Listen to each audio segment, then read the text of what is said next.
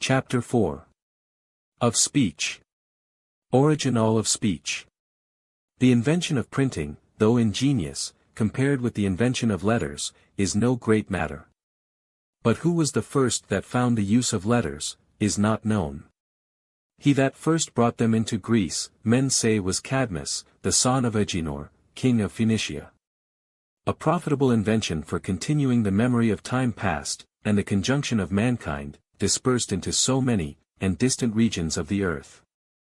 And withal difficult, as proceeding from a watchful observation of the divers motions of the tongue, palate, lips, and other organs of speech, whereby to make as many differences of characters, to remember them.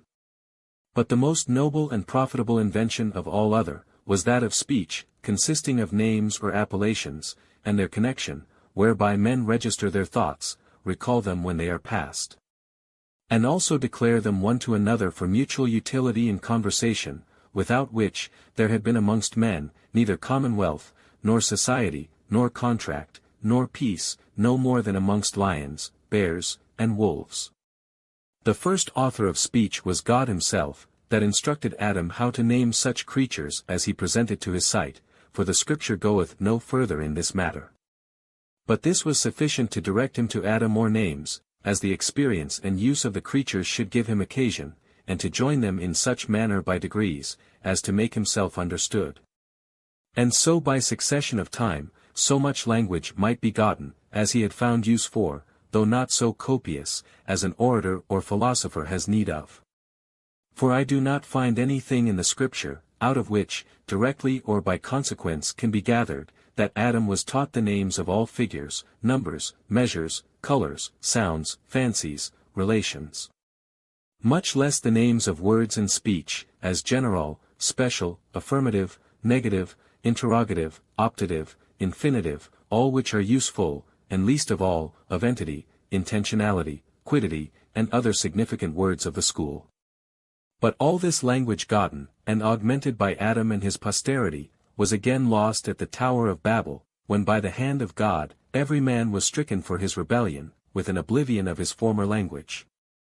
And being hereby forced to disperse themselves into several parts of the world, it must needs be, that the diversity of tongues that now is, proceeded by degrees from them, in such manner, as need, the mother of all inventions, taught them.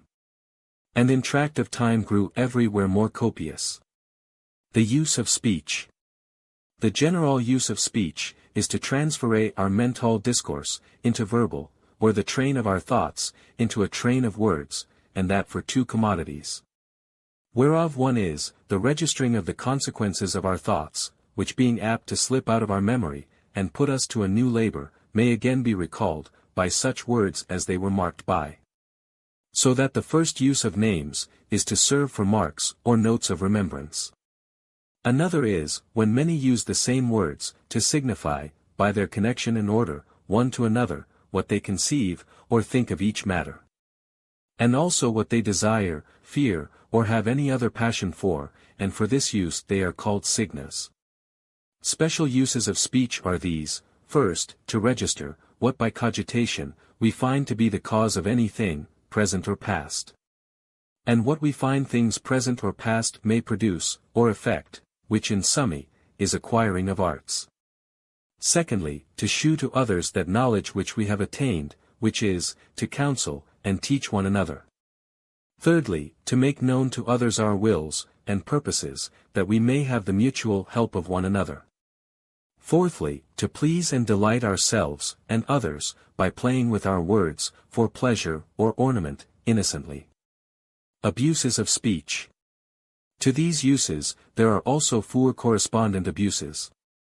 First, when men register their thoughts wrong, by the inconstancy of the signification of their words.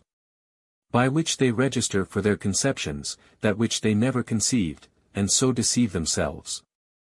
Secondly, when they use words metaphorically, that is, in other sense than that they are ordained for, and thereby deceive others.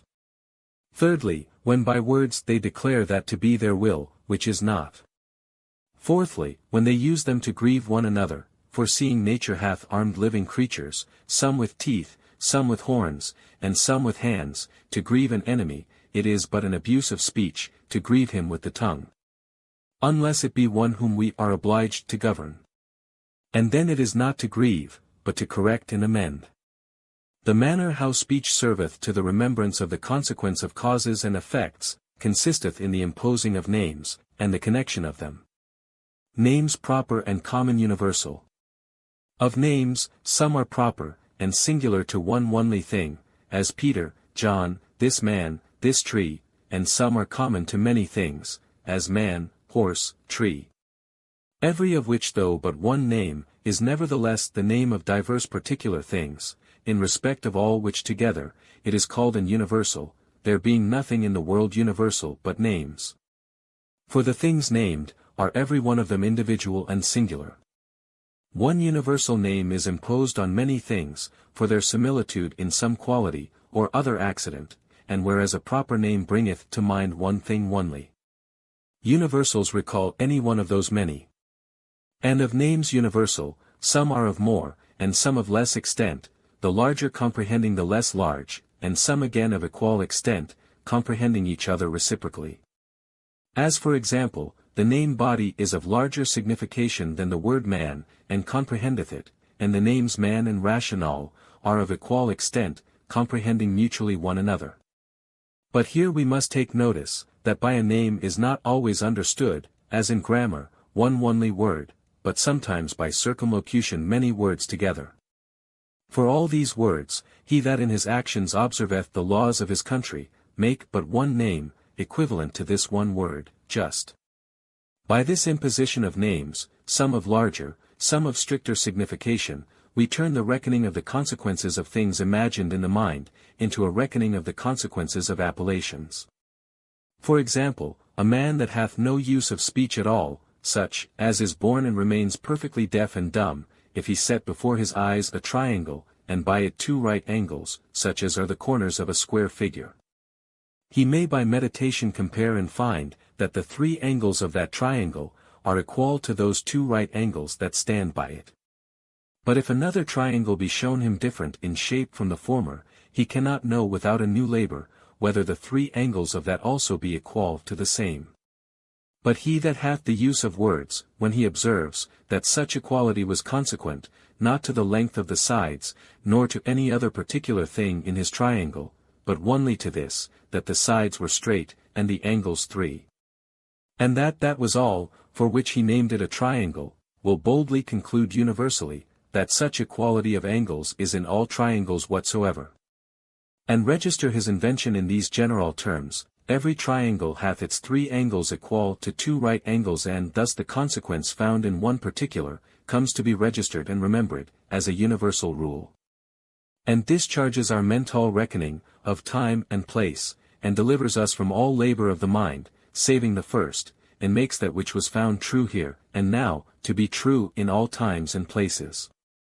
But the use of words in registering our thoughts, is in nothing so evident as in numbering. A natural fool that could never learn by heart the order of numeral words, as 1, 2, and 3, may observe every stroke of the clock, and nod to it, or say 1, 1, 1, but can never know what hour it strikes. And it seems, there was a time when those names of number were not in use, and men were fain to apply their fingers of one or both hands, to those things they desired to keep account of. And that thence it proceeded, that now our numeral words are but 10, in any nation, and in some but 5, and then they begin again. And he that can tell 10, if he recite them out of order, will lose himself, and not know when he has done, much less will he be able to add, and subtract, and perform all other operations of arithmetic. So that without words, there is no possibility of reckoning of numbers, much less of magnitudes, of swiftness, of force, and other things, the reckonings whereof are necessary to the being, or well-being of mankind. When two names are joined together into a consequence, or affirmation, as thus, a man is a living creature. Or thus, if he be a man, he is a living creature, if the later name living creature, signify all that the former name man signifieth, then the affirmation, or consequence is true, otherwise false.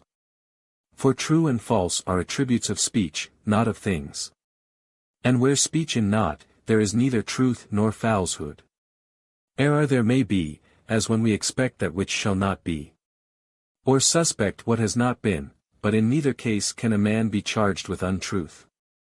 Seeing then that truth consisteth in the right ordering of names in our affirmations, a man that seeketh precise truth, had need to remember what every name he uses stands for, and to place it accordingly. Or else he will find himself entangled in words, as a bird in lime twigs, the more he struggles, the more belimed. And therefore in geometry, which is the only science that it hath pleased God hitherto to bestow on mankind, men begin at settling the significations of their words, which settling of significations, they call definitions.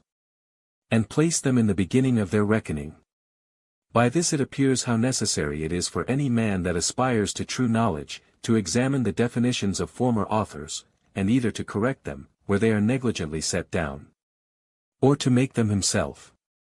For the errors of definitions multiply themselves, according as the reckoning proceeds, and lead men into absurdities, which at last they see, but cannot avoid, without reckoning anew from the beginning. In which lies the foundation of their errors. From whence it happens, that they which trust to books, do as they that cast up many little sums into a greater, without considering whether those little summes were rightly cast up or not. And at last finding the error visible, and not mistrusting their first grounds, know not which way to clear themselves, but spend time in fluttering over their books. As birds that entreing by the chimney, and finding themselves enclosed in a chamber, flitter at the false light of a glass window, for want of wit to consider which way they came in.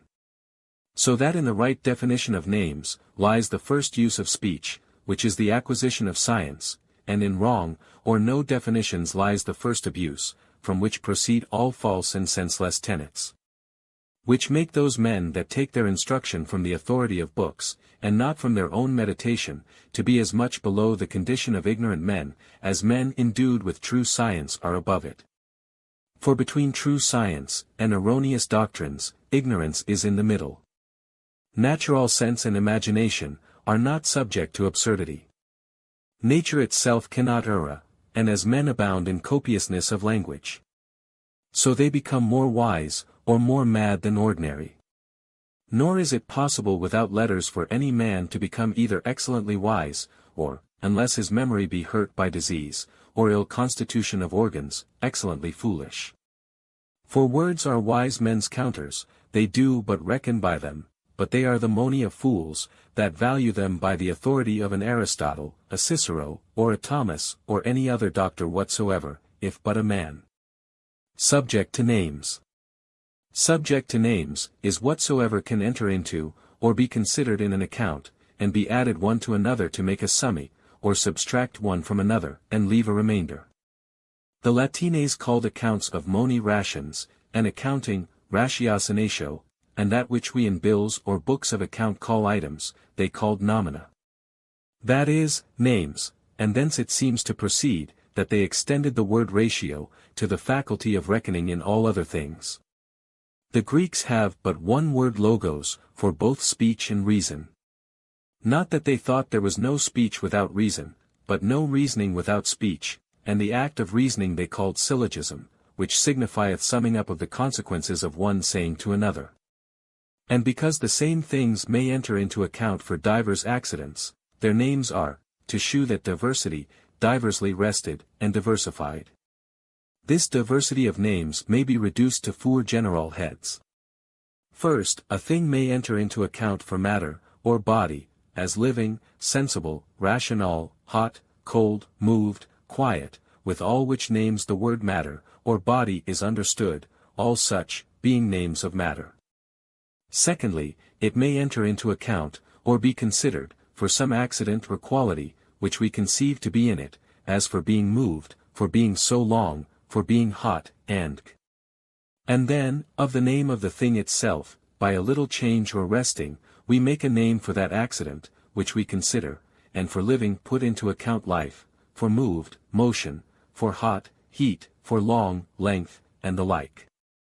And all such names, are the names of the accidents and properties, by which one matter, and body is distinguished from another.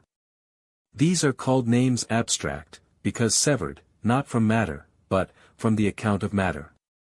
Thirdly, we bring into account the properties of our own bodies, whereby we make such distinction, as when anything is seen by us, we reckon not the thing itself, but the sight, the color, the idea of it in the fancy, and when anything is heard, we reckon it not, but the hearing or sound only, which is our fancy or conception of it by the ear, and such are names of fancies. Fourthly, we bring into account, consider, and give names, to names themselves, and to speeches, for, general, universal, special, equivocal, are names of names. An affirmation, interrogation, commandment, narration, syllogism, sermon, oration, and many other such, are names of speeches. Use of names positive.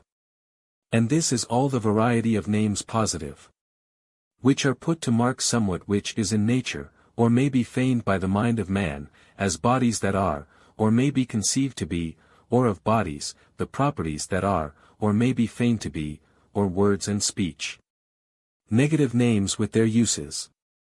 There be also other names, called negative, which are notes to signify that a word is not the name of the thing in question.